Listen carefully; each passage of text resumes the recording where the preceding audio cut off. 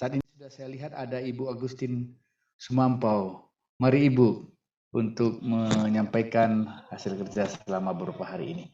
Kepada Ibu dipersilahkan. Terima kasih. Selamat malam. Kalau di Manado ini sudah malam. Salam sehat untuk kita semua. Ya, sehat. Saya ingin share tentang profil sekolah SMP Katolik Santo Francis Xavier Skema. Tapi sebelumnya saya mohon maaf, tadi saya pending sedikit karena puji Tuhan dengan berkat doa-doa kita, SMP Katolik Kema baru saja mendapat bantuan TIK 15 unit. Jadi tadi agak baru datang tadi dari dinas. Jadi saya pending tadi, saya sudah minta izin lewat ya tadi. Jadi saya keluar sedikit tadi. Jadi kita bersyukur kita dapat bantuan. Memang sudah lama kita tunggu-tunggu, baru ini dapat bantuan. Selama mengikuti ANBK, waktu lalu masih UNBK, kami hanya sewa komputer. 1 unit 500.000, jadi aduh agak sulit. Apalagi dengan keadaan situasi sekolah saat ini. Itu kita bersyukur ya. Jadi saya memberikan gambaran sedikit tentang profil sekolah.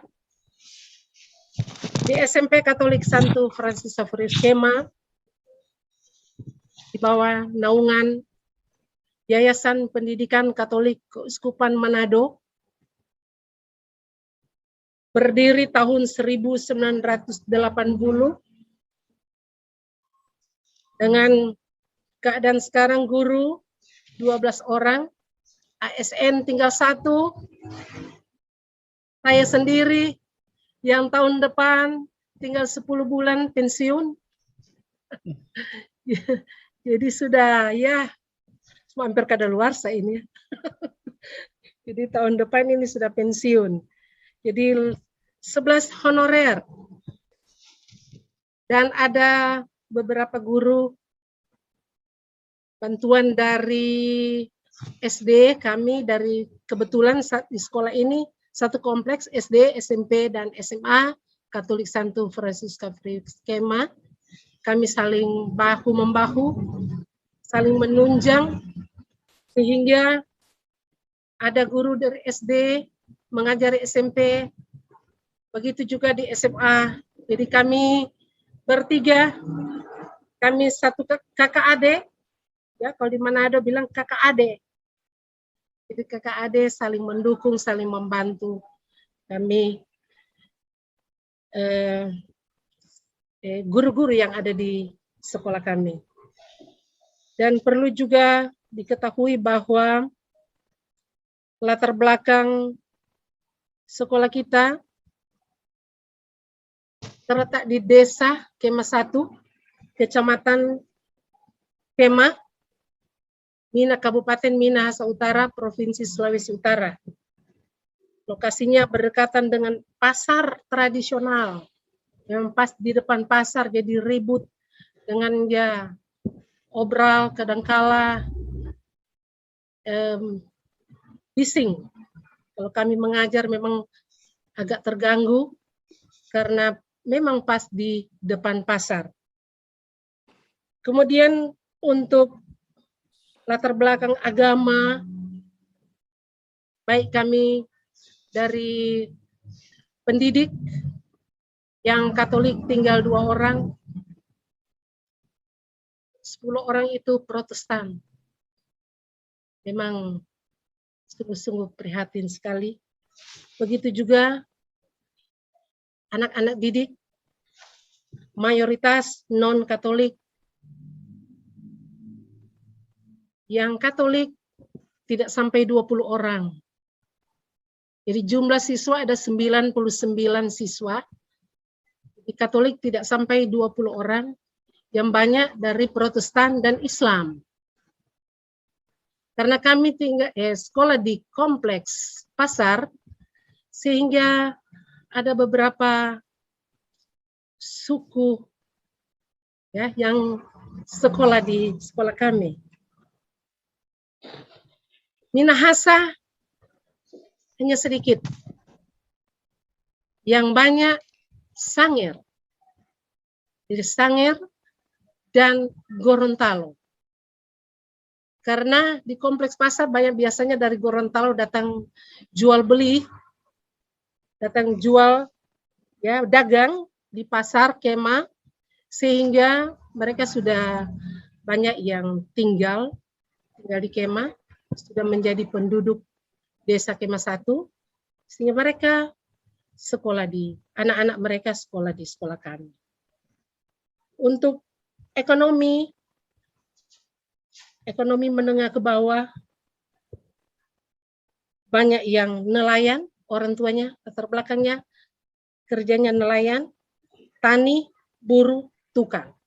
Kalau PNS hanya barangkali 2 atau 3 orang maka yang punya anak yang PNS sekolah kami. Yang banyak buruh, tukang, tani, nelayan. Itu.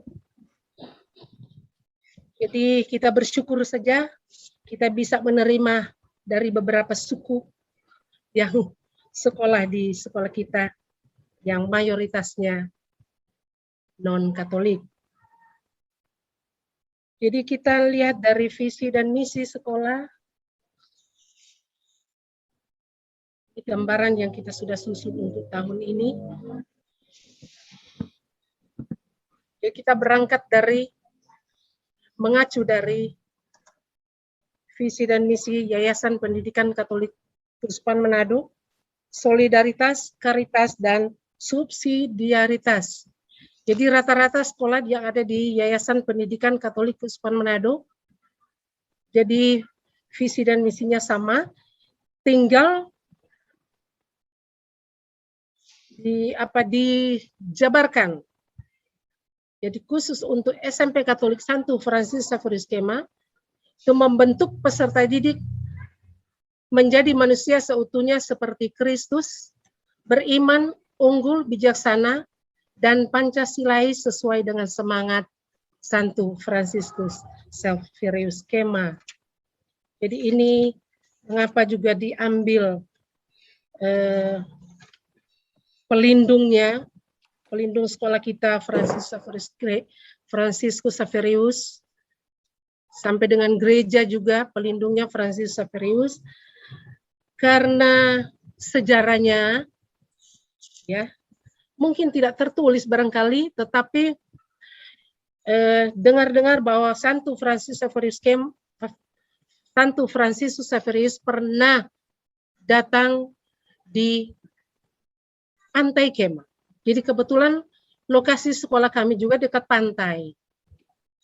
Jadi sehingga ada pekerjaan orang tua itu ada nelayan. Jadi Franciscus Xaverius adalah misionaris Kristen, pendiri Serikat Yesus Ordo Yesuit. Jadi kita ambil saja nilai-nilai dari Santo Franciscus Xaverius Kemah yang kita hidupi saat ini. Ya, nilai kerasulan. Nilai kerasulan karena di mana Franciscus Xaverius pernah merasul di Kemah, bahkan melalui pastor Pater Van Lith, dia bisa mempermandikan kurang lebih 66 orang Katolik menjadi Katolik pertama di Manado, Keuskupan Manado. Jadi di pantai Kemah. Itu Pater Van Lith. Jadi nilai kerasulan itu di bawah, kita bawa sampai di sekolah.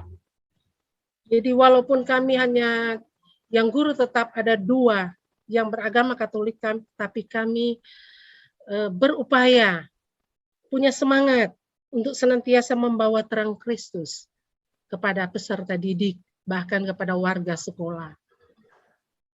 Karya kerasulan kami, memang ada guru agama Katolik, tapi dia memang guru tetap di SD, tetapi kami panggil dia untuk membantu mengajar di SMP Katolik Santo Franciscus Xaverius Kemah. Yang berikut yang nilai yang kita hidupi saat ini adalah nilai gotong royong, saling membantu, karena memang rata-rata banyak siswa yang ekonominya, penghasilan orang tua menengah ke bawah. Jadi kami saling membantu, gotong royong, mengajak para siswa untuk saling gotong royong. Begitu juga kami menanamkan nilai religius, di mana sebelum pandemi kali lalu setiap apel pagi, ya biasanya itu adalah ciri khas dari sekolah Katolik, biasanya kami buat ibadah singkat, dan ibadah itu tetap kami gunakan ibadah menurut kepercayaan Katolik, dan bahkan yang peserta didik yang beragama Islam, Protestan mengikuti, dan mereka sudah tahu bagaimana berdoa secara Katolik. Dan setiap bulan Rosario, ya, kami menerapkan ibadah Rosario setiap hari. Kami satukan, misalnya kalau 5 misteri, kami buat 3 misteri. Ya, dan setiap siswa itu digilirkan untuk membuat Rosario, walaupun mereka non-Katolik, tapi mereka berani dan mereka mau berdoa secara Katolik dan berdoa Rosario, mereka tahu. Begitu juga dari sikap religi, nilai religi yang kami tanamkan kepada siswa, yaitu sebelum Paskah biasanya kami buat rekoleksi, dan sebelum Natal kami buat rekoleksi. Yang berikut, nilai kesederhanaan. Ya, ini juga karena memang latar belakang siswa dari menengah ke bawah, jadi kami mengajak mereka selalu untuk bersikap sederhana. Jadi itu mereka tunjukkan dari mereka datang ke sekolah, tidak menunjukkan bahwa mana yang kaya, mana yang miskin. Kami melarang untuk membawa HP. Kalau ada siswa yang sudah terlanjur membawa HP, itu sebelum masuk ke dalam kelas kami kumpulkan HP itu. Jadi memang karena ada beberapa siswa dari Kema 1 tetapi agak jauh, jadi mereka kalau mau pulang sekolah harus hubungi orang tua untuk datang menjemput. Jadi itu kesederhanaan yang kami, nilai kesederhanaan yang kami terapkan di sekolah kami. Tidak menunjukkan status siswa, mana yang kaya, mana yang miskin. Jadi sehingga mereka merasa bahwa mereka senasib dan sepenanggungan. Mereka ada rasa kebersamaan. Dan berikut ada yang kami tanamkan adalah toleransi. Nilai toleransi. Karena mengapa kami terapkan ini? Karena kami di sekolah kami ini tidak semua Katolik. Bahkan ada Muslim. Di kompleks sekolah kami, di belakang sekolah kami itu banyak dari Gorontalo. Di Gorontalo itu Muslim semua. Tapi mereka mulai dari orang tua, kakek neneknya bersekolah di sekolah SMP Katolik Kema. Nah, jadi kami punya rasa toleransi terhadap mereka yang beragama lain, yaitu setiap kali ada Idul Fitri, ada Hari Raya Idul Fitri, kami mengajak para guru dan para siswa untuk bersilaturahmi di rumah mereka. Dan ketika sudah selesai libur Idul Fitri, kami mengajak para siswa yang Muslim, mari kita sama-sama membawa kue di sekolah dan kita bersama-sama untuk menikmati. Walaupun dengan agama Kristen, kita menikmati sama-sama. Begitu juga sebaliknya. Kalau giliran yang Kristen menghadapi Natal, kami menyampaikan kepada anak-anak untuk bertoleransi dengan mereka yang beragama Islam. Membawa kue yang ada kelebihan-kelebihan di rumah, kalau biasa disebut yang sisa-sisa, tetapi kami itu mengatakan itu kelebihan. Jadi kalau ada kelebihan dari rumah, mari bawa di sekolah dan kita makan minum bersama dengan para siswa yang non-Katolik.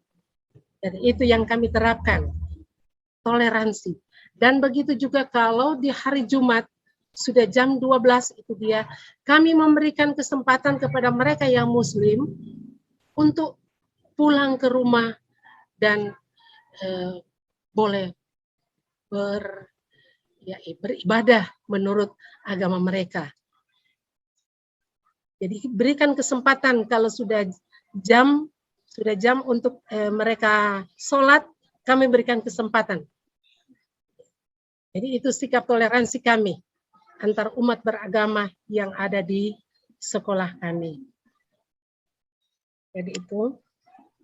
Dan kalau saya akan gambarkan itu misi sekolah tentu agak panjang, jadi saya ambil saja yang poin-poin. Dan ada gambaran sebagai sini sangat menarik tentang keunggulan sekolah. Ya. Yang barangkali kami akan terapkan ini yang sudah ada di ide kami bagi kepala sekolah, wakil kepala sekolah, dan para guru. Kebetulan kami ada di daerah pantai, kami sudah terpikir, sudah ada ide kami untuk program berikutnya. Kami akan mencoba dengan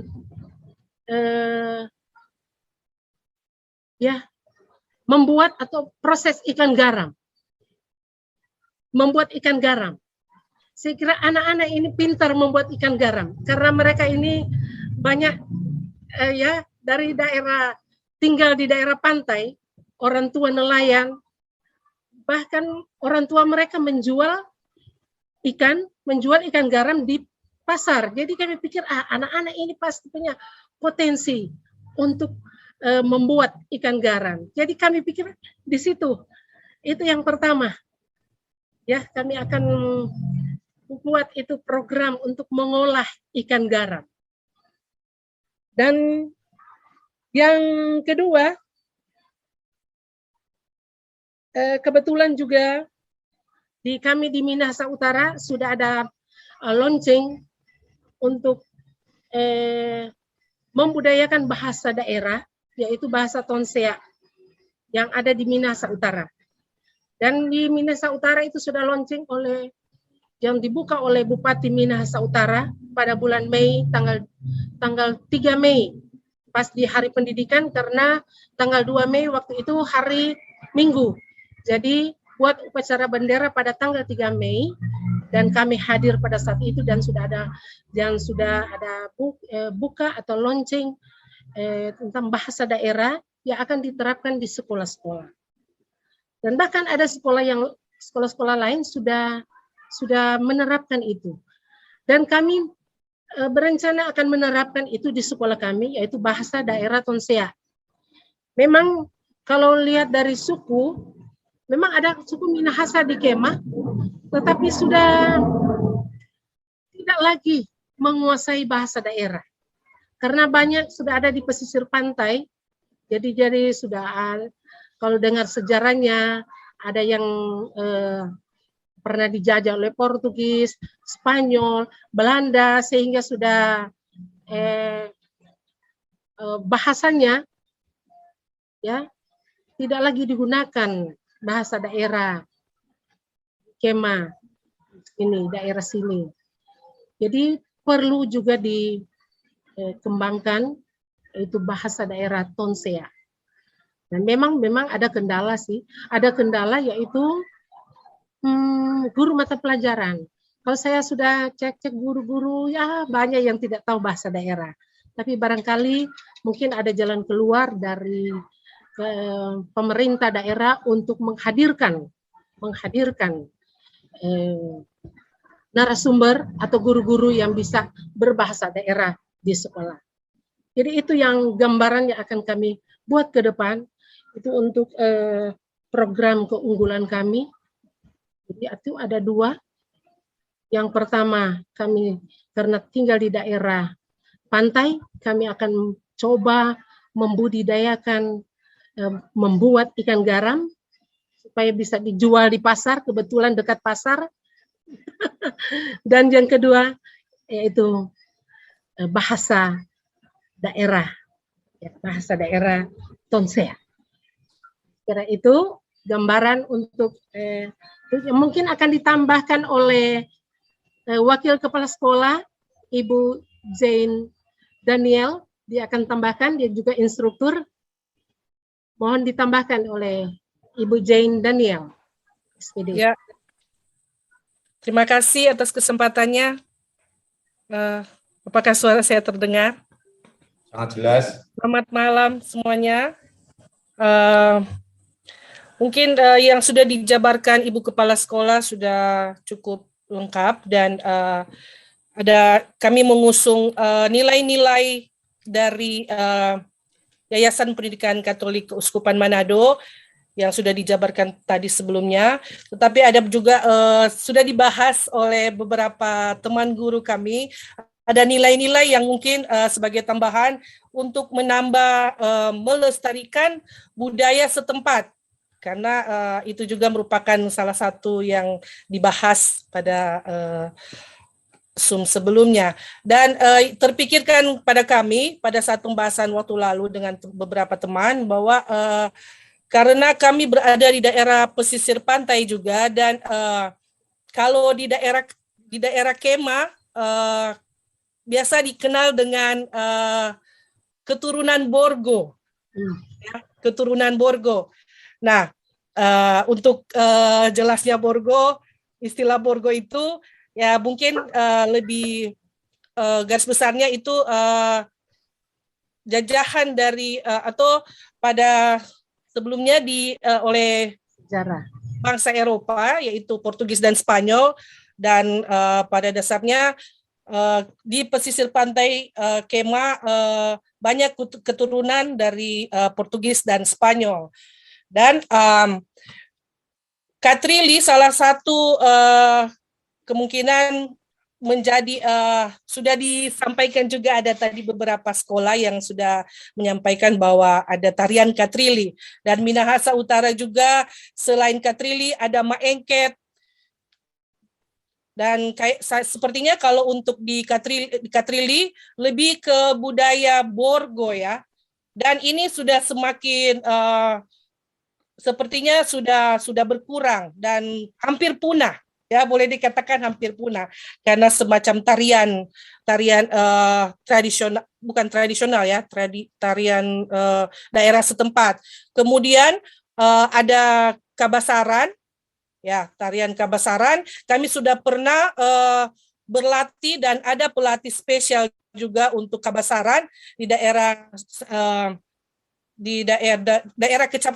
dari Kecamatan Kema juga ya pelatihnya ada. Kami mudah-mudahan kami bisa koordinasikan kembali dan kami bisa aktifkan kembali untuk tarian Kabasaran tersebut. Dan kami sangat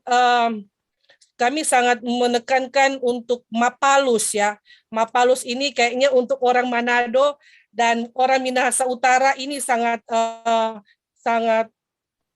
apa ya namanya,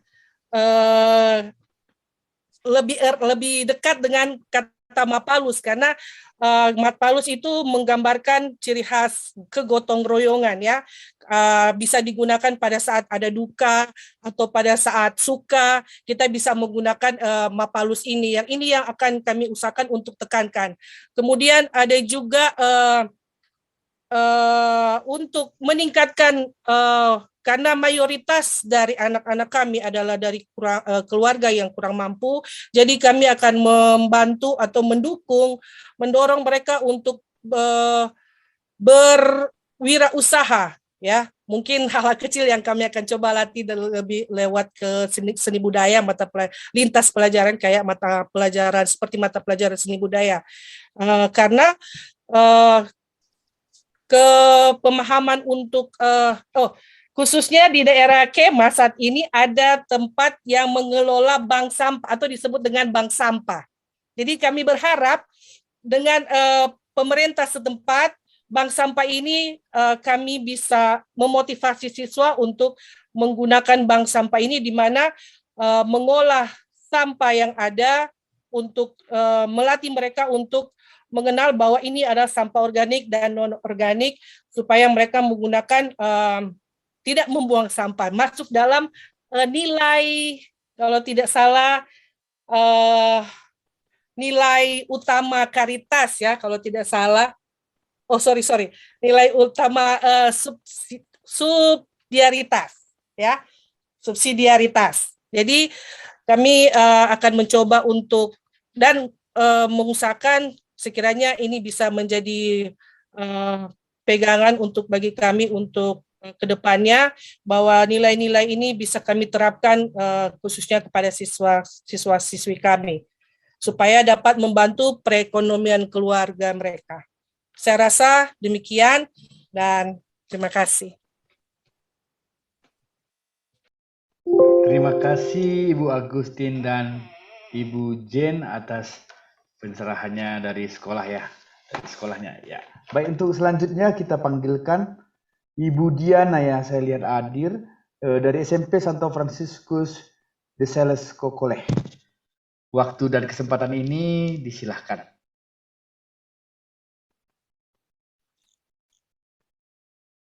Mari Ibu. Terima kasih, selamat malam. Kedengaran? Dengar Ibu. Ya. Jadi perkenalkan saya perwakilan dari SMP Katolik Santo Franciscus de Sales.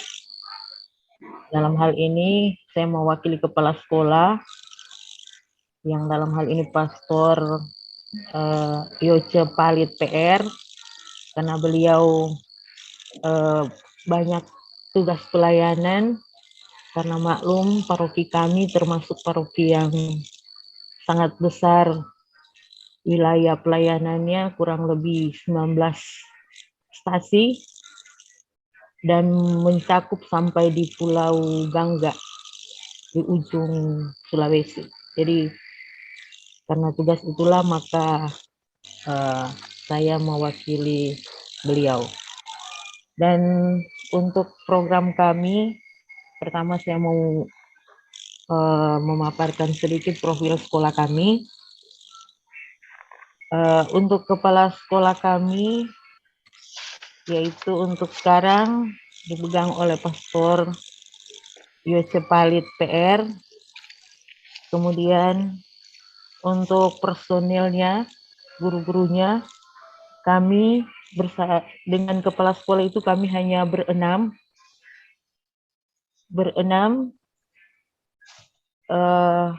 dengan posisi kepala sekolah dan saya sebagai wakil, kemudian dibantu oleh 4 guru.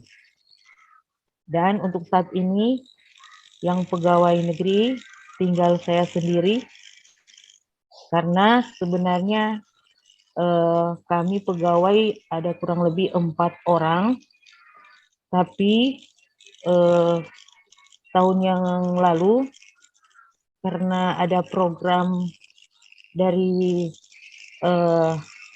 kabupaten yang bilang bahwa akan ada mutasi, akhirnya guru-guru yang lain sebelum dipindahkan mereka berpindah ke sekolah negeri.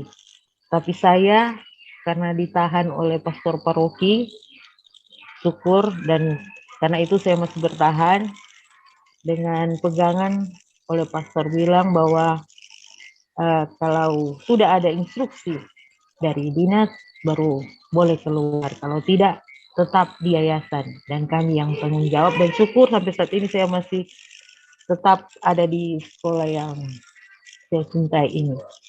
Dan untuk jumlah siswa kami tahun ajaran yang lalu itu jumlahnya ada 125, namun untuk tahun ajaran yang baru ini jumlah siswa kami tinggal 75 siswa, dengan guru hanya 4 orang. Dan yang menjadi sebenarnya kekurangan kami itu ya untuk guru kami. Dan sebagai info untuk sekarang, kami guru yang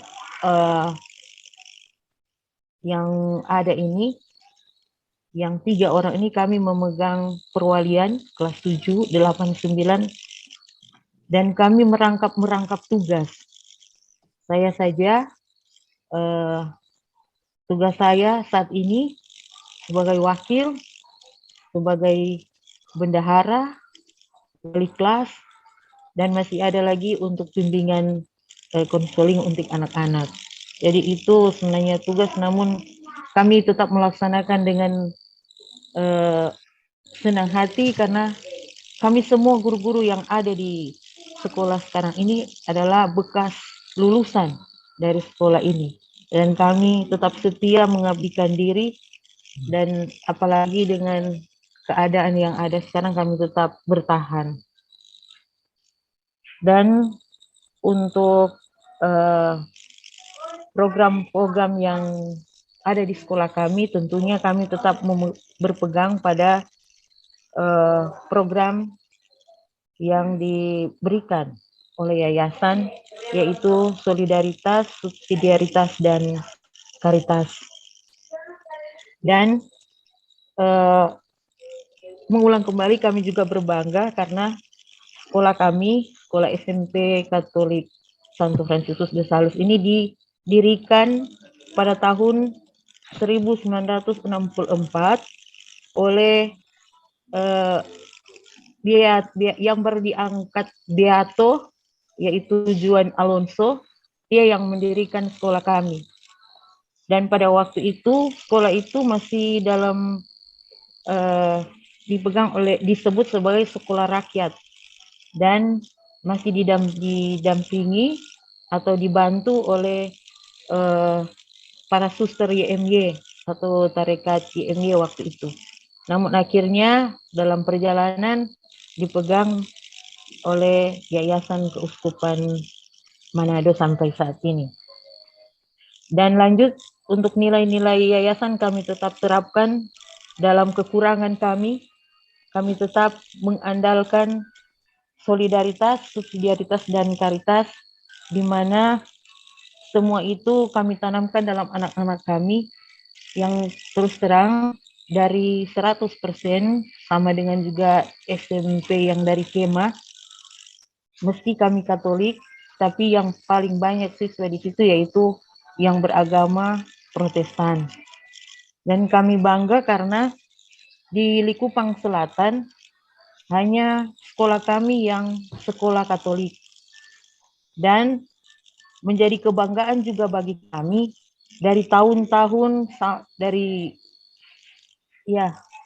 mulai dari kami berdiri sampai sekarang, sekolah kami SMP tetap dipercayakan oleh kecamatan untuk selalu menjadi paskibraka untuk tingkat kecamatan maupun kabupaten, dan selalu itu yang ditunjuk adalah sekolah kami. Kendati kadang-kadang untuk kepala sekolah dalam bahasa Manado bilang, masa kurang terus ke sekolah, tapi itu kebanggaan untuk kami. Kami menerima karena apa? Kami menanamkan dalam sekolah kami, yaitu menerapkan nilai-nilai tentunya pelindung sekolah kami, yaitu Santo Fransiskus de Sales. Dalam hal ini kesederhanaannya, dan yang juga jadi kebanggaan sekolah-sekolah Katolik kami, yaitu sekolah kita, yaitu tentang disiplin. Dan itulah yang jadi kebanggaan kami, sehingga di sekolah kami ini ada siswa-siswa yang berasal dari kurang lebih ada 4 desa. Yang terjauh itu desa Lumpias, kurang lebih ada 7 atau 8 kilometer dari tempat sekolah kami. Padahal mereka masih bisa melewati ada 2 sekolah negeri. tapi jadi kebanggaan mereka tetap memilih sekolah kami karena ada hal-hal yang baik tentunya yang dilihat dalam diri sekolah kami, yaitu tentunya dalam masalah disiplin, dan itu menjadi kebanggaan bagi kami. Dan tentang solidaritas, yang kami tanamkan di sini adalah senantiasa saling membantu. Terus terang, untuk siswa-siswa kami, anak-anaknya digolongkan dalam kelompok sedang ke bawah, bahkan bisa dibilang banyak yang miskin, karena paling banyak anak-anak ini orang tuanya berpenghasilan sebagai petani, penggarap, tapi bukan kebun sendiri, hanya menggarap kebun orang lain, dan itu pun dibagi hasil, sehingga untuk hasilnya tentunya kita bisa pikirkan. Dan kebanyakan juga dalam satu keluarga itu ada empat orang anak yang sekolah di sekolah kami. Dan untuk biaya untuk anak-anak ini ada kebijakan dari yayasan sesuai dengan juga prinsip caritas yang ada dalam program yayasan, yaitu seperti juga yang dikatakan oleh Pastor Jimmy tadi di Kota Mobagi, disesuaikan dengan kemampuan. Bahkan kalau ada 3 atau 4 siswa yang anaknya sekolah di situ, biasanya hanya 2 saja yang membayar. Yang 2-nya itu diberi gratiskan. Dan kemudian program yang menjadi acuan kami, yaitu tentang nilai budaya. Di sekolah kami menanamkan cinta budaya, yaitu lewat mencintai, dalam hal ini mengikuti kegiatan ekstra, yaitu cari kebesaran. Namun dalam program kami untuk kedepannya, kami ingin anak-anak bukan hanya sekedar mengikuti tarian kebesaran, tapi memang memaknai, menyukai karena tertarik apa maksud dari kegiatan kebesaran ini dengan program kami, yaitu mengajak mereka untuk terjun mengunjungi dalam hal ini situs-situs budaya, yaitu waruga-waruga yang terus terang di kompleks kampung kami ini banyak terdapat waruga-waruga. Jadi program kami mengajak mereka untuk dalam program ini membersihkan, memelihara, mengajak untuk lebih mengenal, sekaligus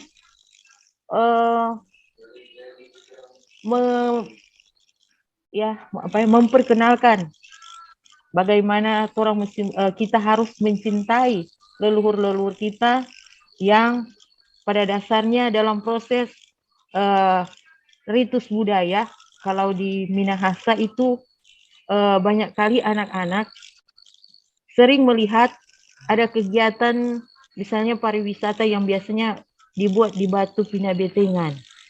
Mereka bertanya, kenapa orang-orang dengan pakaian kebesaran, dengan ada orang-orang juga yang tertentu yang disebut dalam Minahasa disebut tonaas, atau juga dalam bahasa daerah itu disebut kampetan, yang dalam hal ini dipercayai bahwa yang tonaas atau kampetan ini leluhur-leluhur kita masuk ke dalam diri orang ini dan memberikan petunjuk yang didasarkan dengan tentu dasarnya adalah Alkitab. Mereka melihat sendiri dan memahami, bukan hanya sekedar mereka-reka, kemudian sehingga tidak terjadi seperti yang digambarkan banyak kali anak-anak muda sekarang. Kalau dalam tari kebesaran itu kan biasanya unjuk aksi, tebas, potong tangan, potong lidah. untuk menunjukkan bahwa mereka kebal terhadap barang tajam. Bukan dalam arti menyombongkan diri, tapi mau menunjukkan bahwa kenapa itu terjadi, kenapa itu mesti ada, maka itulah rencana kami untuk memperkenalkan itu ritus-ritus budaya yang sebenarnya, sehingga tidak terjadi terus terang yang kelihatan anak-anak mengikuti ritus-ritus budaya kemudian mulai membangga-banggakan bahwa mereka membawa barang-barang yang ada menjadi pegangan mereka untuk menantang orang lain untuk berkelahi. Padahal sebenarnya itu kita harus menjaga situs budaya itu, sehingga inilah tujuan kami untuk memperkenalkan anak untuk mencintai budaya, bukan hanya sekedar untuk gagah-gagahan, tapi mengetahui apa makna sebenarnya dari kegiatan misalnya kebesaran itu. Bukan cuma untuk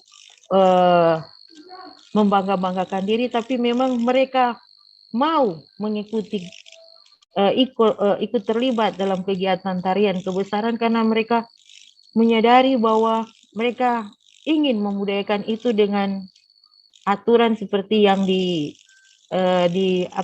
dianjurkan oleh para leluhur itu, yaitu hidup harus lurus. Jadi dalam bahasa Tombulunya apa teh? Lumampang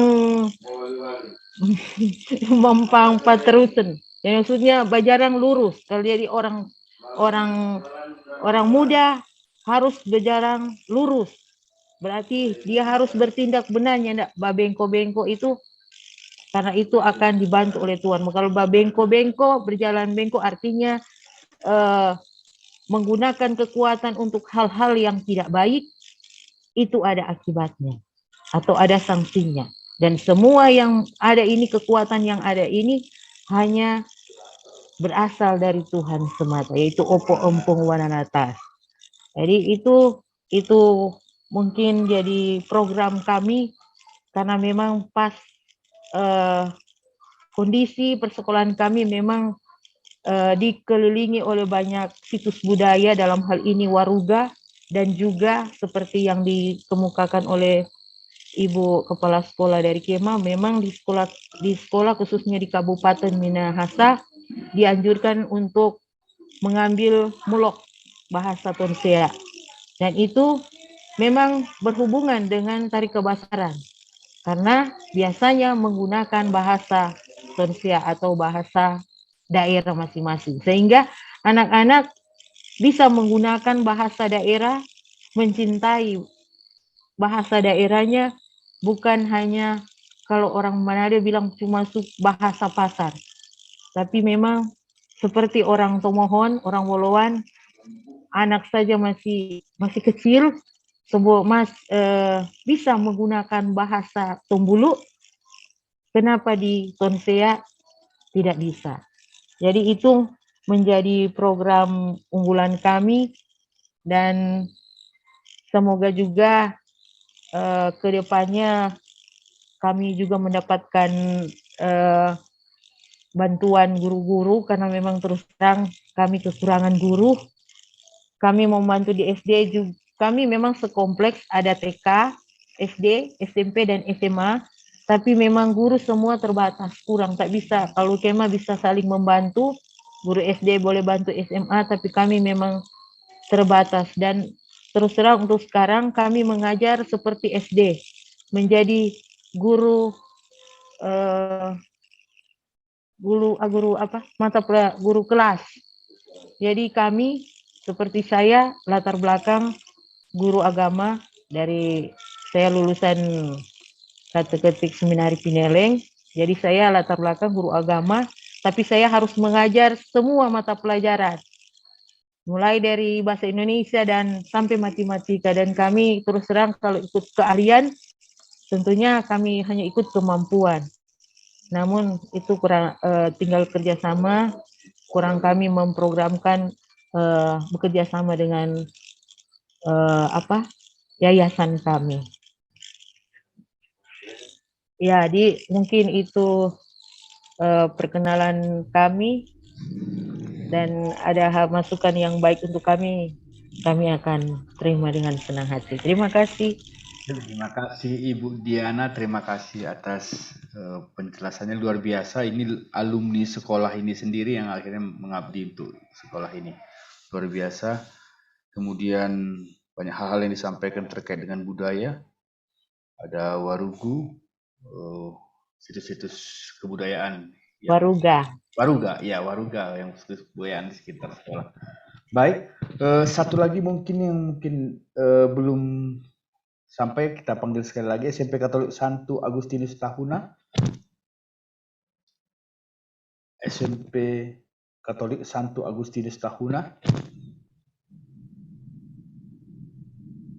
Baik, mungkin berhalangan dalam situasi ini, maka selanjutnya kami serahkan kepada narasumber kami untuk memberikan penguatan masukan bagi 3 sekolah yang sudah memaparkan kondisi sekolah.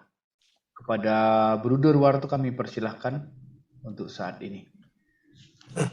Baik, terima kasih waktu yang diberikan. Selamat sore Romo Jemi, lalu Ibu Agustin, lalu yang terakhir dari Ibu Diana.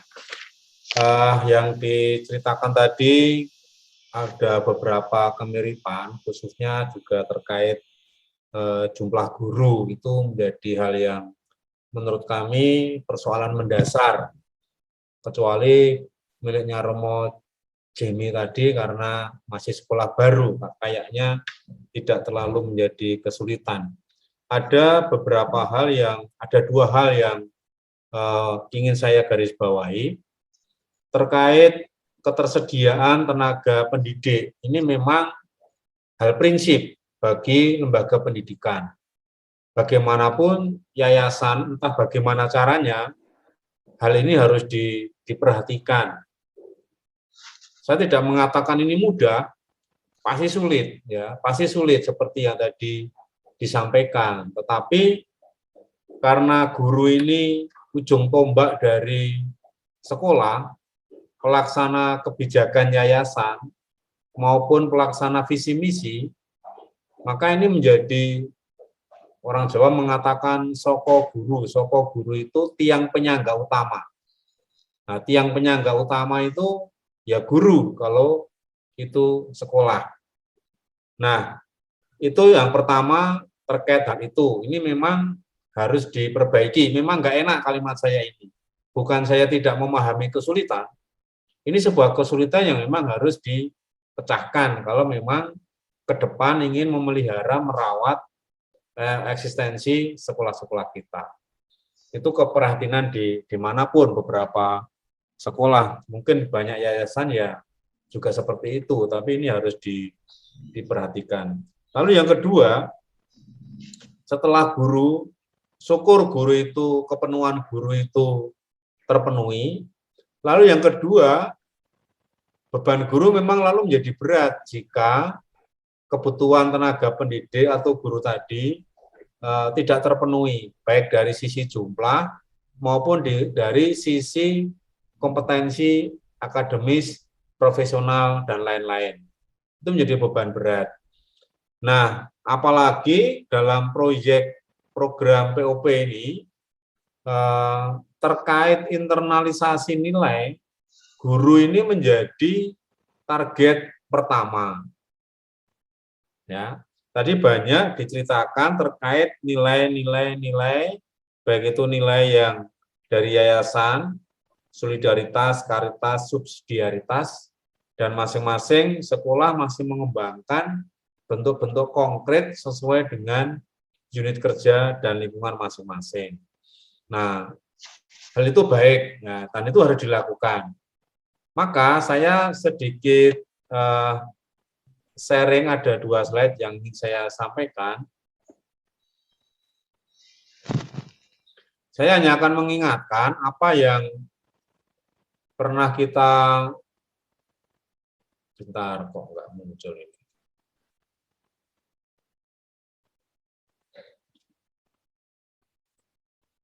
Ya. Apakah sudah kelihatan? Sudah, Bro. Oke. Nah, seperti yang waktu itu kami sampaikan, guru ini menjadi titik sentral.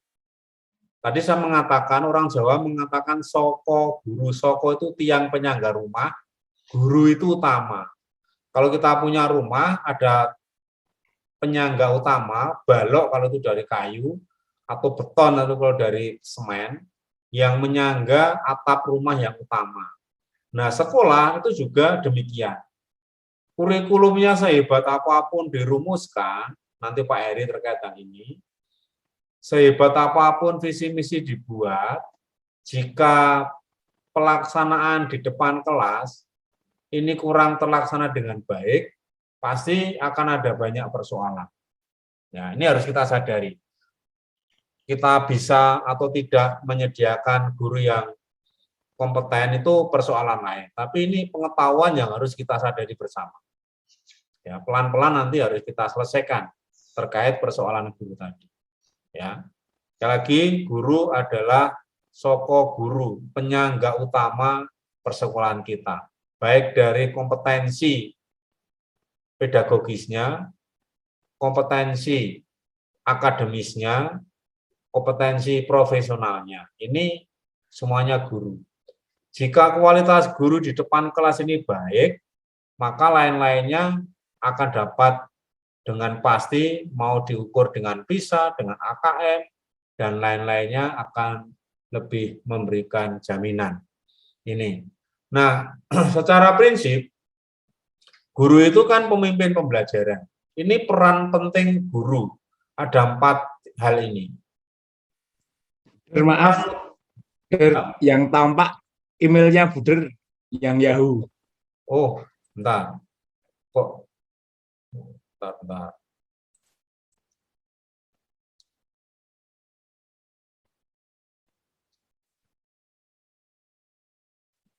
Kelihatan? Ya, kelihatan, Buder. Hah? Kelihatan sekarang, Buder. Oke. Yang tadi tampak enggak? Balik lagi. Tadi tidak tampak, Buder. Oke. Nah, bentar. Saya ulangi ya. Bentar.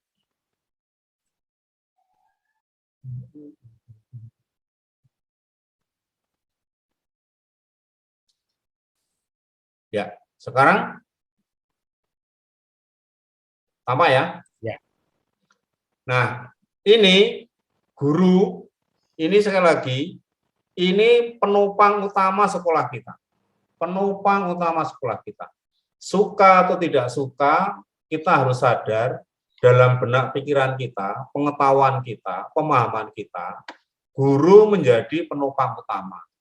Maka, karena pengadaan guru, rekrutmen guru, setahu saya, itu kan kewenangan yayasan untuk lebih memikirkan. Nah, ini memang harus kita pikirkan. Itu supaya sekolah kita itu benar-benar bisa terlaksana dengan baik. Lepas terkait itu persoalan pengadaan guru, tentu itu persoalan lain yang harus kita pikirkan. Nah, peran utama guru itu kan pemimpin pembelajaran. Ini harus kita sadari. Ketika guru-guru kita jumlahnya kurang, kompetensi yang dibutuhkan kurang, tentu akan terjadi banyak persoalan. Ya, akan terjadi banyak persoalan, persepsi diri kita atau gambaran diri kita tentang sekolah kita juga bisa keliru. Kita membayangkan bagus, ternyata orang lain punya gambaran buruk. Nah, ini kan bisa menjadi persoalan. Ya, bisa menjadi persoalan. Bahwa secara tradisi turun-temurun sekolah kita membanggakan, iya, tetapi kita harus mengevaluasi secara objektif. Nah, peran utama guru adalah melaksanakan proses pembelajaran. Ini pentingnya. Mutu sekolah itu terletak pada salah satunya terletak pada proses pembelajaran ini. Kemudian, kualitas pembelajaran sebagian besar ditentukan oleh kompetensi guru. Kita bisa cek. Dan POP ini kan orientasi pertamanya, visi pertamanya adalah peningkatan kompetensi guru. Nah, bagi guru-guru yang mengampu bidang studi di luar disiplin ilmunya, kalau memang kondisi lingkungan seperti itu, nah ini mesti harus ada namanya kalau di program pemerintah itu pengembangan keprofesian berkelanjutan atau PKB itu. Mungkin perlu didatangkan guru-guru matematika karena guru matematikanya bukan guru lulusan matematika. Nah, itu harus ada pelatihan pengembangan kompetensi seperti itu. Yang ini, mutu sekolah selalu dimulai dari kualitas proses pembelajaran. Nah, pembatinan nilai pun juga dari sini. Mutu pembelajaran selalu dimulai dari guru. Itu. Nah, jika hal-hal ini mungkin sekarang belum bisa kita penuhi, saya tertarik dengan ibu yang tadi sekolahnya berada di dekat pantai lalu ingin membuat ikan garam atau apa tadi ya, ikan garam. Saya kira itu potensi yang bisa kita kembangkan. Kalau kita kompetensi gurunya di bidang studi itu belum bisa mendorong, kan ada beberapa alternatif. Karena ini kita pendidikan, di SMP itu kan hanya 3 tahun. Kalau pendidikan keterampilan itu sampai menghasilkan produk yang bisa kita jual, syukur bisa. Tapi andaikan belum, tidak apa-apa. Tapi minimal kita bisa memberikan ide kreatif. Saya cerita Bapak Ibu, saya kan anak desa, sekolah saya di desa. Di desa itu kan zaman saya masih remaja, ketika ada pernikahan, itu kan hiasan pernikahan itu paling dominan adalah dari daun kelapa muda. Semua hiasannya sebagian besar dari daun kelapa muda dan sedikit bunga. Lain-lainnya nggak ada. Nah, keterampilan saya di SMP, itu selama 3 tahun, 90% bahan keterampilan saya adalah daun kelapa muda. 3 tahun, Ibu. Dari kelas 7 dilatih membuat beberapa keterampilan. Kelas 2, kelas 3 itu harus sudah bisa merangkai salah satu, kalau di Jawa namanya kembar mayang itu, pelepah pohon pisang lalu dikasih hiasan daun kelapa muda dengan irisan-irisan yang indah itu. Ada penjor, ada macam-macam seperti itu. Nah, itu saya dilatih itu. Nah, kelas 2 SLTA, lulus SMP, saya sudah menjadi ketua panitia dekorasi pengantin. Nah, kelas 2 SLTA, saya diserai untuk dekorasi pengantin, membuat hiasan-hiasan itu. Dan bisa memimpin itu waktu itu. Nah, ini kan keterampilan lokal. Nah, kalau ini ikan, bisa enggak kalau dengan pendidikan akademisnya memang guru-gurunya susah, sulit, keterbatasan banyak pihak. Nah ini keterampilan lokal inilah yang didorong. Tadi disebutkan berasal dari keluarga kurang mampu. Nah, anak-anak kurang mampu ini harus beri keterampilan apa? Apalagi sekarang kelulusan sekolah kan ditentukan sekolah. Nah, kalau anak-anak ini dilatih dengan bahan dasar ikan yang tidak pernah habis, kelas 7, bagaimana mengolah ikan tertentu. Kelas 2, kelas 8, ikan tertentu. Kelas 3, ikan tertentu. Sehingga nanti, sebagai sebuah ide gambaran, nanti anak-anak lulus itu, keterampilan-keterampilan itu bisa dikembangkan. Saya bisa membuat kacang telur, kacang yang dibungkus dengan tepung itu, saya diajari di SD. Dari sekarang benak saya proses membuat kacang telur, bagaimana membungkus kacang dengan tepung itu, dalam benak saya masih ada. Kalau saya sekarang akan jualan kacang telur, saya bisa dan masih mengembangkan pengetahuan saya itu. Saya soto, ada di Manado soto. Nah, pokoknya ada makanan tradisional. Saya dilatih membuat makanan itu. Kalau saya akan jualan soto, bumbunya apa, dalam benak saya masih bisa. Saya masih bisa berkreasi. Nah mungkin kompetensi-kompetensi di luar akademis ini, karena memang kondisi gurunya mau dipaksa SMP harus sekian banyak mata pelajaran dipenuhi semua, sementara rombongan belajarnya kecil, saya kira juga berat. Tapi kalau mengembangkan kearifan-kearifan lokal, apalagi anak-anaknya berasal dari latar belakang ekonomi yang menengah ke bawah tadi, keterampilan ini menurut saya menjadi unggulan. Seperti jadi SMP aroma SMK, kira-kira begitu. Terima kasih. Baik, terima kasih Bruder atas masukannya. Untuk selanjutnya kita serahkan kepada Pak Hendy untuk memberikan masukan. Ya, terima kasih Pak Guido. Romo, Bapak Ibu, selamat sore. Kembali lagi dengan saya. Saya berterima kasih atas cerita-cerita yang luar biasa yang sudah Romo, Bapak Ibu utarakan dan ceritakan pada sore hari ini. Lalu perkenankanlah saya kurang lebih 5 menit ya untuk mengutarakan ini sebelum nanti kita beranjak pada tugas.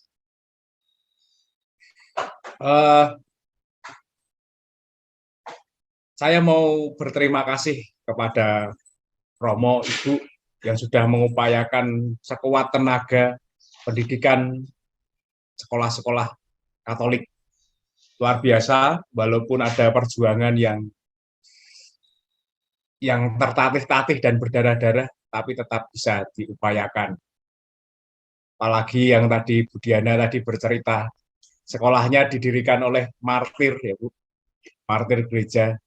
Luar biasa, Pastor Juan Alonso yang sudah menumpahkan darahnya. Saya upayakan satu-satu untuk menambahkan sedikit masukan ketika tadi Romo Jimmy yang sangat terpukau dengan Karol Wojtyła ya Romo. Karol Wojtyła itu salah satunya juga seorang pemain teater. Kan begitu Romo? Ya.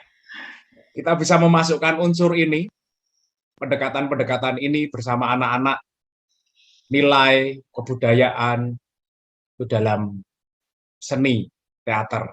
Dan kita bungkus bersama-sama dengan budaya, tradisi, lalu tarian-tarian tradisional.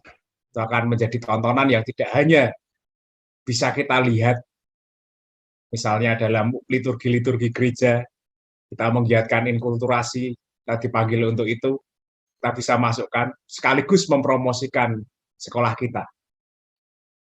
Gitu, Romo. Ini tantangan yang baik untuk diupayakan. Tapi pasti bisa lah, Romo pasti bisa. Karena di filsafat teologi itu salah satunya juga kita diajari diajari untuk merasul, berkarya, mewartakan melalui seni kesenian, termasuk seni peran ini. Nanti tularkan ya Romo, seperti Romo menularkan bagaimana mengolah tanah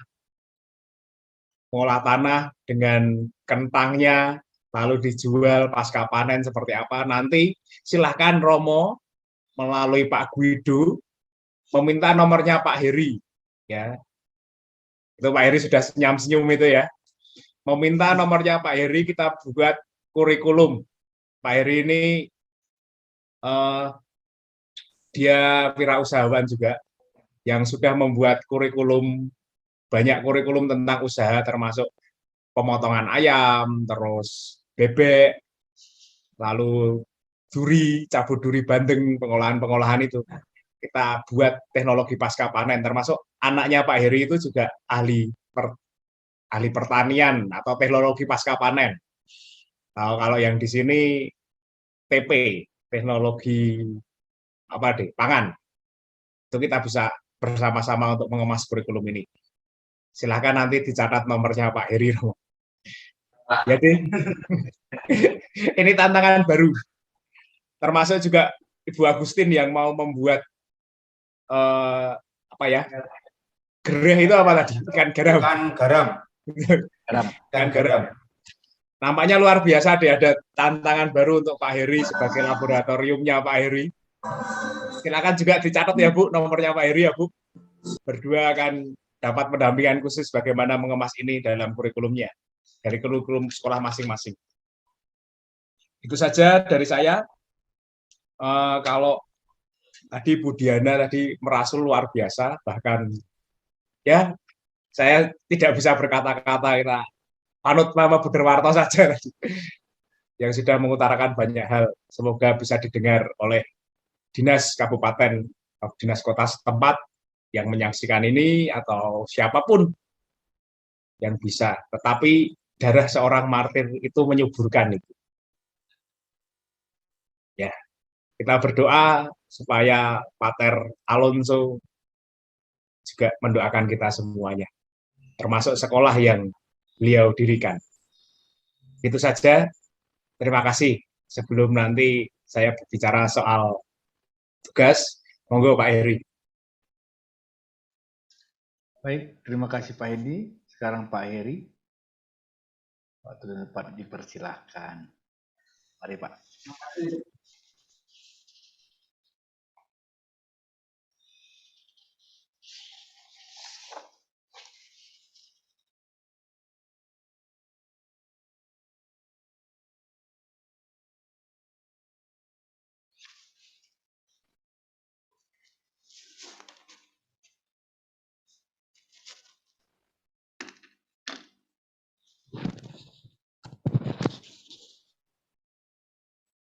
Ada kurang dengar, ada sesuatu masalah di komputer ya, mungkin di audio.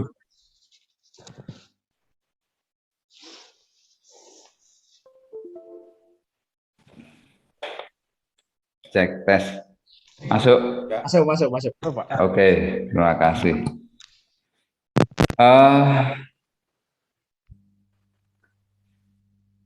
Bapak Ibu semuanya, saya tidak banyak mengatakan, tapi yang jelas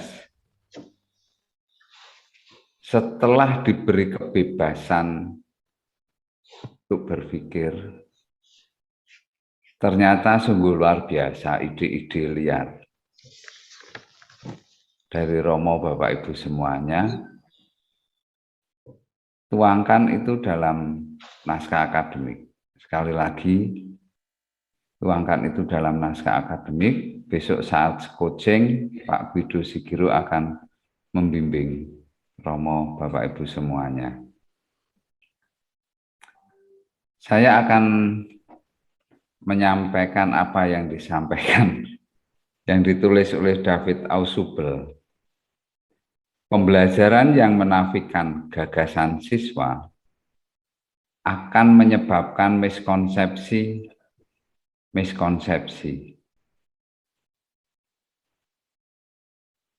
Mereka menjadi lebih kompleks.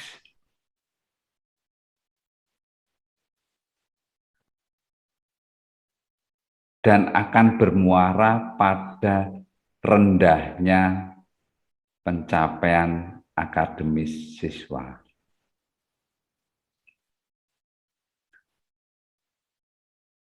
Refleksi perjumpaan ini, perjumpaan kita, ini sebagai satu contoh konkret bagaimana gagasan-gagasan Romo, Suster, Bapak Ibu semuanya diakomodir.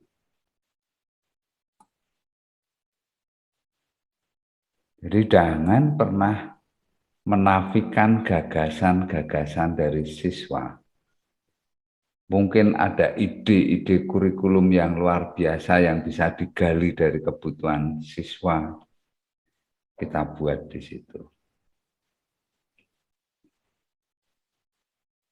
Tidak ada seorang pun yang dapat memberikan kepada setiap siswa konsep miliknya.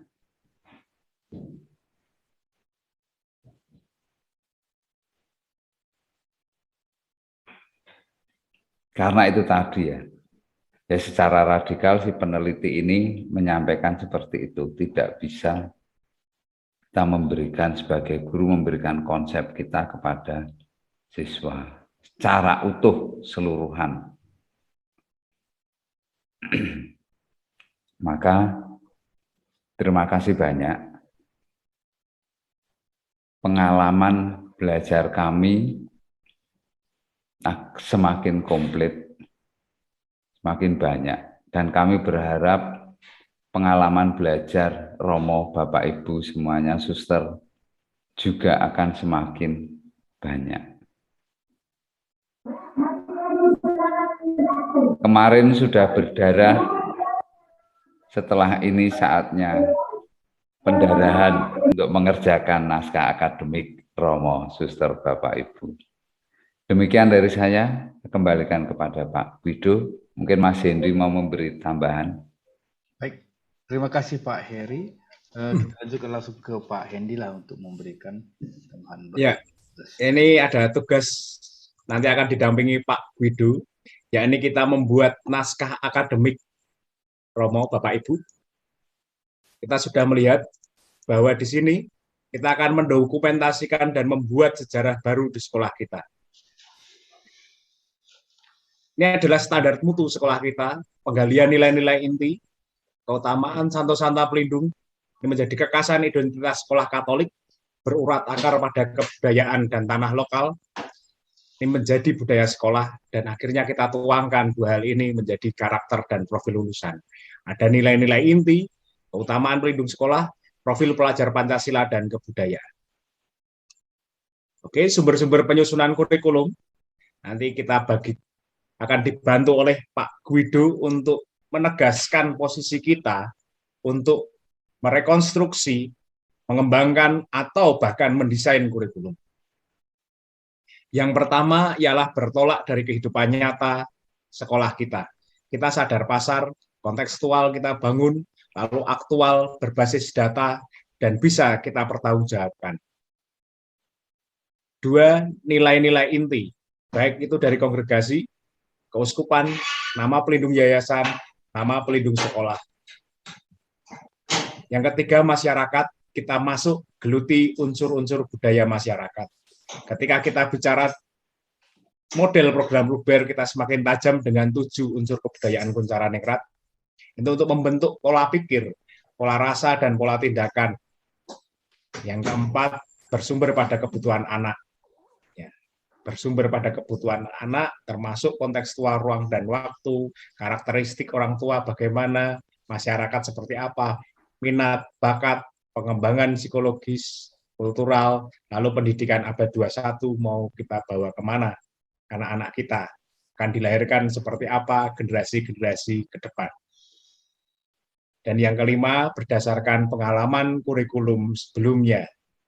Di sini kita akan tegas, kita akan mengembangkan atau mendesain kurikulum kita.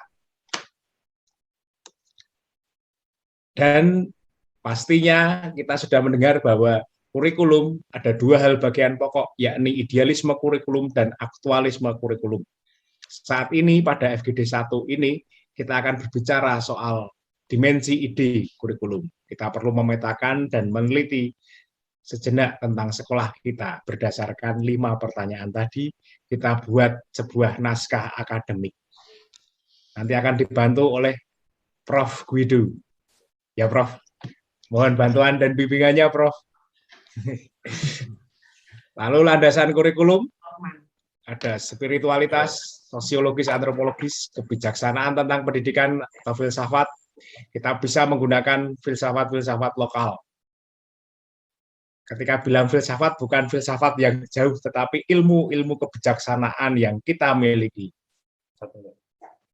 Yang tokoh-tokoh daerah kita punya, yang kakek moyang, kakek buyut kita sudah melaksanakan kebijaksanaan itu. Lalu ilmu pengetahuan, teknologi, dan seni, dan yang terakhir aspek psikologis, baik psikologi perkembangan maupun psikologi kultural. Dan akhirnya marilah kita tutup dokumen 1, kita berkembang sesuai dengan keliaran-keliaran dan kenakalan kita untuk membuat naskah akademik. Ya, merdeka. Merdeka. Merdeka. Baik, terima kasih Pak Hendy atas tugas yang telah diberikan. Baik, mungkin saya rasa tidak ada lagi closing statement ya. Mungkin karena sudah semua dirangkum dengan penyampaian yang selama kita diskusi tadi. Kalau ada pengurus yayasan boleh. Oh iya. Ada enggak? Aku enggak tahu. Ada pengurus yayasan, Frater mungkin masih ada di tempat. Masih ada Udah kawan undur. Nampaknya undur diri? perlu ibadat sore, Pak. Oh iya, baik. Eh, Mungkin kalau tidak ada lagi, saya hanya menutup dengan dua buah pantun untuk kita. Arbabu musik gesek dari Manado, kulintang alat musik dari Minahasa. Sungguh luar biasa sekolah Katolik Keuskupan Manado, penuh toleransi, membawa damai dan sejahtera. Asik. Di pesisir pantai Kema banyak keturunan Burgo, bergotong royong, mapalus budayanya. Luar biasa sekolah-sekolah di Manado, pasti akan lebih luar biasa lagi didampingi POP Ismaya. Kita berikan tepuk tangan untuk kita semua, tetap semangat Bapak dan Ibu. Nampaknya Pak Guido googling suku Borgo. Aku tahu Pak Guido. Cakep ya, Pak. Baik, demikian Bapak dan Ibu, Romo, Bruder, dan narasumber yang luar biasa pada hari ini. Semoga nanti di pertemuan berikutnya kita bisa berdiskusi lebih baik lagi, dan selamat bekerja juga kepada kita Bapak dan Ibu di sekolah masing-masing. Mari kita tetap semangat, membakar semangat kita harus berkobar-kobar. Begitu mungkin pesan yang bisa saya sampaikan. Untuk selanjutnya saya kembalikan kepada saudara kandung saya di Pulau Jawa, yaitu Pak Sukirjo. Terima kasih kepada kita semuanya, Tuhan memberkati. Baik, Terima Saudara kasih. Sigiro dan Sukirjo memang mirip sekali ya, nyata. Beda nasib aja. Untung saya juga sudah laku, jadi tidak percaya diri sih. Kalau mengambil menirukan bahasa dari, kalau Bruder Romo, Suster, Bapak Ibu suka nonton balapan MotoGP, itu komentatornya itu yang nampaknya sudah tua sekali itu selalu mengatakan absolutely flying. Jadi momen ini sungguh amazing. Saya mengikuti dari Amazing apa sih? amazing. Saya membayangkan Manado yang seperti ini. Apakah kelihatan apa yang saya sharekan? Sangat.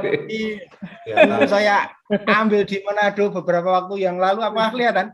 Kelihatan. Kelihatan. Jadi saya sharing ini di Manado, lalu ada Nyanyinya gimana nyanyinya? cinta yang lama terang biara, akhirnya ancur percuma gitu.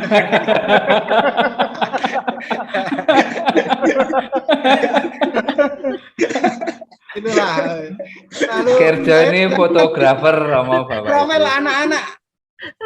Tentu bisa ditebak ini di mana gitu ya. Masa tikus itu ya. Ini Tomohon ini. Ini di Tomohon saya Pasar pernah. Tomohon ini. Ya, di Sementara bakar anak tikus. ekstrim. Yang tadi saya membayangkan kan Pasar katanya ekstrim. dekat pasar, anaknya mungkin kerja, tapi tentu ini bukan mewakili Manado ya. Lalu ada, saya memfoto anak ini. Ini di belakangnya ini yang ikan asin di Ikan cakalang itu. Cakalang fufu. Kan roa. Cakalang. Ya. Cakalang. Ikan Oke, tongkol. baik. Kantong. Saya kira demikian nih sekilas tentang Manado. Terima kasih kepada Romo itu pastor, pater, bruder, suster, serta saudara-saudari sekalian yang setia tanpa lelah.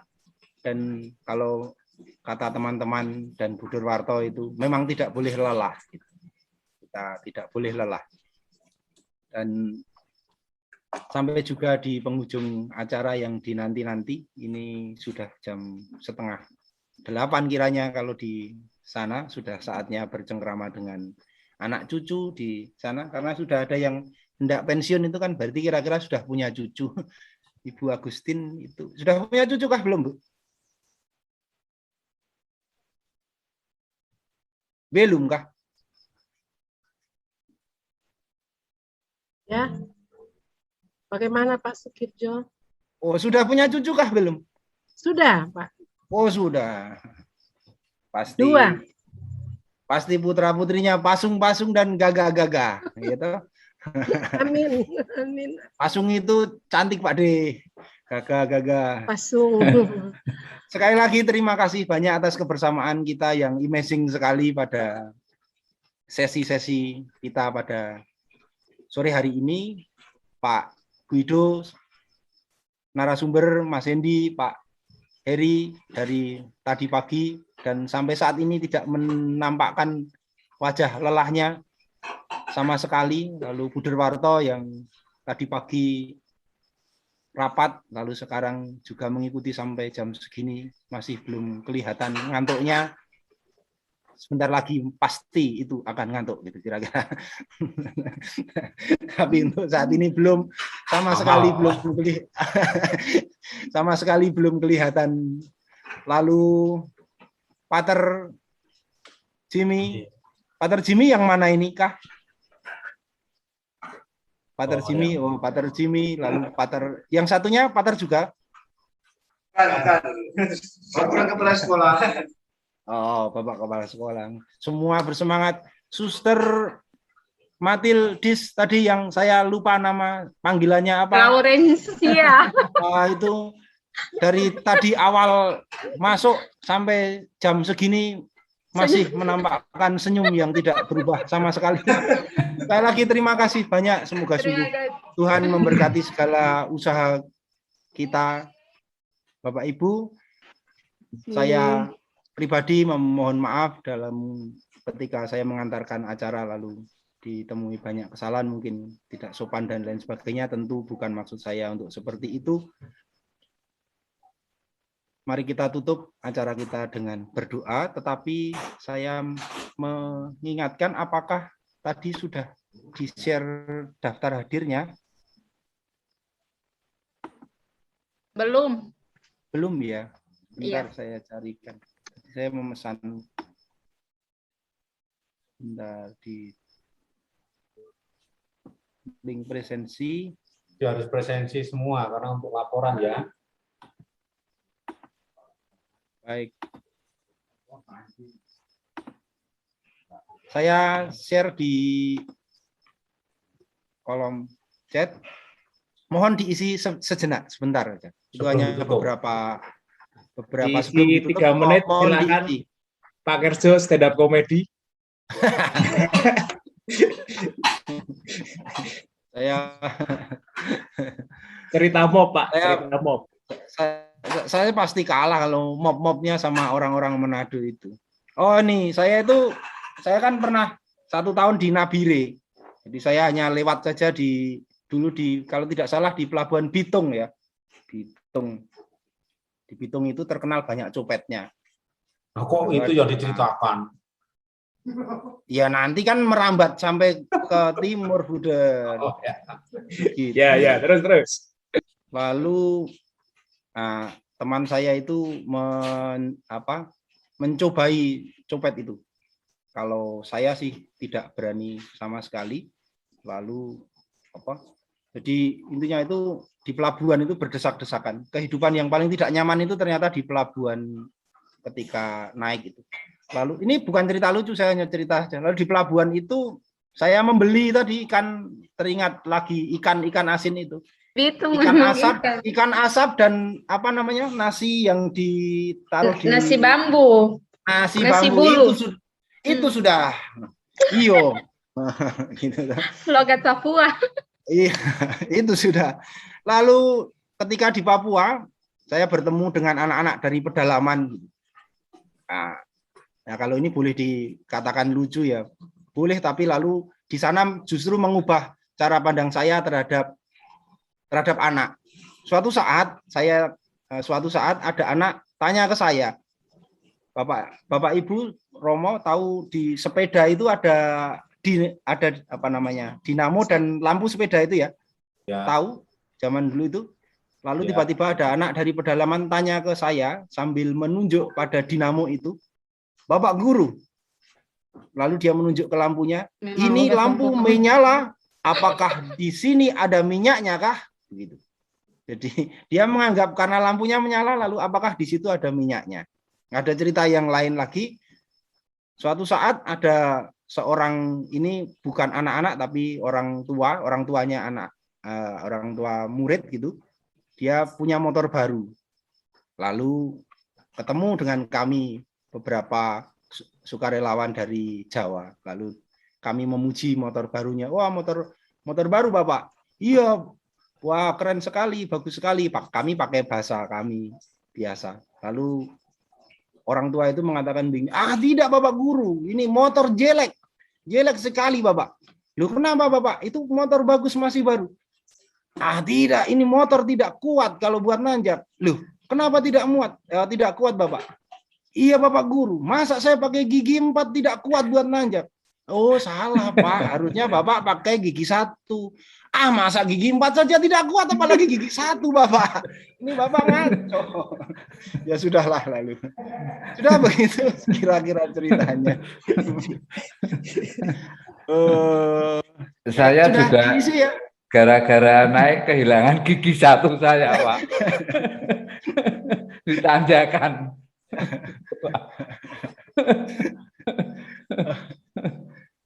Baik, terima kasih sekali lagi. Lalu kita akhiri dengan doa.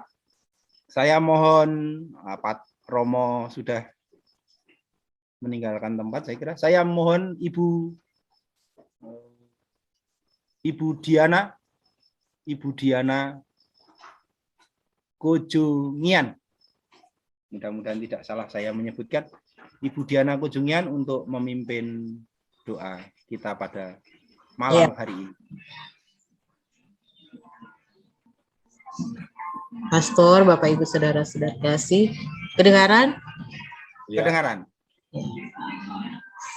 Marilah kita satu dalam doa, dalam nama Bapa dan Putra dan Roh Kudus. Amin. Pujian syukur, terima kasih ya Tuhan, selalu dan senantiasa kami haturkan kehadirat-Mu yang Maha Kudus, atas segala penyertaan-Mu dalam kehidupan kami, teristimewa pada sepanjang kegiatan kami, mulai dari sore hari hingga pada malam hari ini ya Tuhan. Kami percaya semuanya boleh berjalan, boleh terjadi sesuai dengan kehendak-Mu. Semoga ya Tuhan, apa yang menjadi diskusi kami, percakapan kami, program-program kami, demi kemajuan sekolah-sekolah yang kami cintai ini, boleh membawa hasil yang baik untuk kehidupan anak-anak kami yang terkasih. Kami mohon rahmat berkat-Mu ya Tuhan, bagi para narasumber kami. Engkau memberkati segala usaha, rencana, cita-cita hidup mereka. Semoga apapun yang mereka usahakan, apapun yang mereka rencanakan, demi pembangunan generasi anak-anak kami yang terkasih ini, boleh terjadi, boleh Engkau berkati kehidupan mereka, dan berjalan pula sesuai dengan kehendak-Mu. Kini ya Tuhan, kami akan berpisah dalam program Zoom ini. Semoga apa yang menjadi kelanjutan kami di sisa hari ini, boleh juga Engkau sertai, Engkau berkati, sehingga semua itu pun boleh terjadi sesuai dengan kehendak-Mu. Semua kegiatan hari ini dan sisa hari ini kami mau serahkan ke dalam tangan-Mu yang penuh kasih, dan dengan hormat kami mohonkan rahmat dan berkat-Mu lewat Bapak Pastor Jimmy. Pastor sudah nggak ada, Bu. Maka dengan demikian, inilah doa kami yang kami sampaikan kepadamu dengan perantaraan Kristus Tuhan kami. Amin. Amin. Dalam nama Bapa dan Putra dan Roh Kudus. Amin. Terima kasih. Selamat sore. Terima kasih. Selamat sore. Selamat sore. Sehat. Pak Guido, terima kasih banyak. Guido ya. Terima kasih semua. Prof, makasih Prof. Terima Terima kasih Pak Sukirjo. Semuanya. Pak Sudah Sukirjo. Terima kasih. Harap semangat, harus semangat. Nambah kuda apa ulang? Di coaching ya. Ibu Jen, Ibu Jenny, Jiandar. Kian Dark. Apa itu? Ngana ingapa kita lagi seterlambat karena mau datang ulang setelah semua yang Ngana bikin saya ancam semua apa yang torang dua bina. Suster Loren asli dari mana, Suster? Ya. Dari Lembata. Ya. Suster asli dari Iya. mana, Lembata? Dari Betul. Lembata ya? Oh Iya. betul ya. Kok Kelihatan, kok bisa? Suster. Kok bisa? Kelihatan lah, Nona Lembata, Tapi rambut merah-merah. lembatanya itu, Pak Hendy. Iya. Kelihatan langsung. Kalau bilang Flores mungkin masih bisa dia mengerti, tapi kalau langsung bilang kampung Lembata itu Iyalah. banyak kenalan ya. Saya baru pindah dari Papua kemarin. Oh. Iya. Akhirnya juga habis pindah dari Papua, Suster. Iya. Makanya pindah dia. Saya baru dari Jadi- Papua, dari Raja Ampat, Pulau. Oh, luar Oh, biasa. itu wisata itu. Nah, ada sekolah di sana, Pak Sukir. Oh, oh keren itu. Baru dari sana, baru pindah kemari. Keuskupan Sorong ya itu ya? Iya, betul. Dari Sorong 2 jam kapal cepat ke Raja iya. Ampat. Iya. Ada sekolah baru di sana. Orang Maksudnya pesiar di dia Raja lanjut Ampat ya, kenapa? Suster. Iya, betul itu bisa. Orang pesiar di Raja Ampat. Boleh. Mari kita ngatur waktu. Siapa baru Mari orang atur waktu.